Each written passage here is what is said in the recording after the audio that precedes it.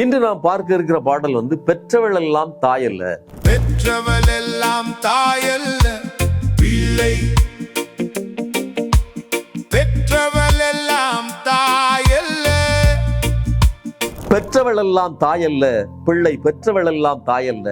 பெறாதவளும் தாயாவாள் பிள்ளை, பெறாதவளும் தாயாவாள். தாய்மை நிறைந்த பெண்ணுக்கு எல்லா பிள்ளையும் தன் பிள்ளை, தாய்மை இல்லா பெண்ணுக்கு பெற்ற பிள்ளையும் தனதில்லை. பெற்றவளெல்லாம் தாயல்ல பிள்ளை, பெற்றவளெல்லாம் தாயல்ல. சுயநலம் நிறைந்த உலகத்தில் பொதுநலம் காண்பது தாயுள்ளம், எல்லாம் தனதனும் உலகத்தில் அள்ளி கொடுப்பது தாயுள்ளம். கடுகடுப்பான உலகத்தில் கனிவுடன் சிரிப்பது தாயுள்ளம், படபடப்பான நேரத்தில் பரிவுடன் அணைப்பது தாயுள்ளம். உண்மையான தாய்மைக்கு உயிர்களில் பிரிவு கிடையாது, தாய்மை நிறைந்த இருதயமோ பிள்ளையில் பேதம் அறியாது. சுயநலம் நிறைந்த உலகத்தில் பொதுநலம் காண்பது தாயுள்ளம், எல்லாம் தனதெனும் உலகத்தில் அள்ளி கொடுப்பது தாயுள்ளம். பெற்றவளெல்லாம் தாயல்ல பிள்ளை, பெற்றவளெல்லாம் தாயல்ல. பெறாதவளும் தாயாவாள் பிள்ளை, பெறாதவளும் தாயாவாள். இயந்திர கதியில் வாழுகிறோம், எதையோ தேடி ஓடுகிறோம். பணத்துக்காக பறந்து விட்டோம், பாச உணர்ச்சியை இழந்து விட்டோம். அருகில் இருக்கும் பிள்ளைக்கு அன்பை கொடுக்க மறந்து விட்டோம். சிரிப்பை மறந்த குழந்தைகள் செல்போன் திரையில் கிடக்கிறது. அணைப்பை மறந்த தாய் உள்ளம் அருகில் ஜடம் போல் இருக்கிறது. பெற்றவளெல்லாம் தாயல்ல பிள்ளை, பெற்றவளெல்லாம் தாயல்ல. பெறாதவளும் தாயாவாள், பெறாதவளும் தாயாவாள். தாய்மை நிறைந்த பெண்ணுக்கு எல்லா பிள்ளையும் தன் பிள்ளை, தாய்மையில்லா பெண்ணுக்கு பெற்ற பிள்ளையும் தனதில்லை. இயந்திர கதியில் வாழுகிறோம், எதையோ தேடி ஓடுகிறோம். பணத்துக்காக பறந்து விட்டோம், பாச உணர்ச்சியை இழந்து விட்டோம். அருகில் இருக்கும் பிள்ளைக்கு அன்பை கொடுக்க மறந்து விட்டோம்.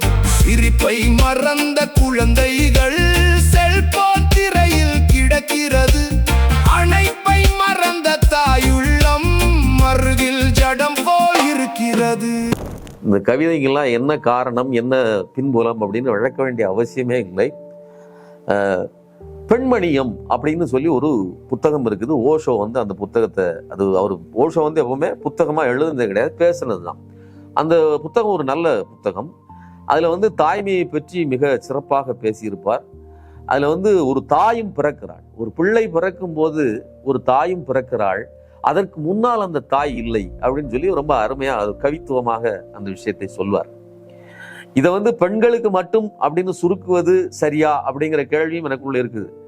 அதாவது அன்பு நிறைந்த மனிதனைத்தான் நாம் பேசுறோமே தவிர, அன்பு இல்லாத உள்ளங்கள், அது ஆணாக இருந்தாலும் சரி பெண்ணாக இருந்தாலும் சரி, அது தாய்மைங்கிற வட்டத்துக்குள்ள என்ன ஒரு விஷயம்னா, ஒரு இன்ஸ்டிங்க்ட்னு இருக்குது. குழந்தை பெற்றுக்கொள்கிற அந்த உயிரினங்கள் அந்த குட்டிகள் மேல் கூடுதலான அன்பை பெறுகிறது. நீங்க அது கிறிஸ்லி கரடிகளை கூட எடுத்துக்கலாம். அதனால மனிதர்கள் கூடுதலாக, அதாவது கான்சியஸா வேணா ஆண் அன்பை செலுத்தலாமே தவிர, ஒரு இன்பான் உணர்ச்சியாக, ஒரு இன்ஸ்டிங்க்டாக ஒரு மனசுக்குள்ள இருந்து இழுகிற அது அந்தத்தான் நம்ம தாய்மைன்னு சொல்றோம். அது மாறிட போறதில்லை. எவ்வளவு இயந்திர கதியா நம்ம மாறிட்டாலும் அந்த தாய்மைக்கான அந்த இலக்கணங்கள் மாறிடாது. மனிதர்கள் மாறிடலாம், தாய்மைக்கான அந்த அந்த இது மாறிடுறதுல இன்னும் சொல்றதா இருந்தா அப்படிப்பட்ட தாய்கள் இருக்கிறார்கள். நான் அப்படிப்பட்ட ஒரு தாயை பெறவில்லையே அப்படிங்கிற வருத்தம் எனக்குள்ள பெருசா உண்டு.